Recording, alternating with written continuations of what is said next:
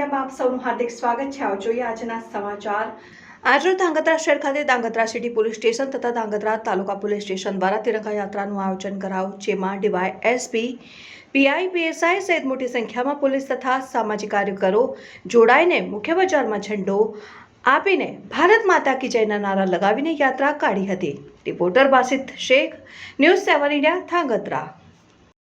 ભારતનો સ્વતંત્ર દિવસ આવી રહ્યો છે, એમાં દેશભર ભારત દેશની અંદર આખા દેશમાં તિરંગા યાત્રાનું આયોજન કરવામાં આવેલ છે। જે અનુસંધાને આજરોજ ધાંગધ્રા શહેરની અંદર તિરંગા યાત્રાનું આયોજન કરવામાં આવેલ તેમજ ત્રિરંગાની વહેંચણી કરવામાં આવેલ હતી। રોજ 15મી ઓગસ્ટ આવતી હોવાથી ધાંગધ્રા સિટી પોલીસ સ્ટાફ દ્વારા એક તિરંગા યાત્રાનું આયોજન રાજ્ય માર્ગ ઉપર કરવામાં આવેલ।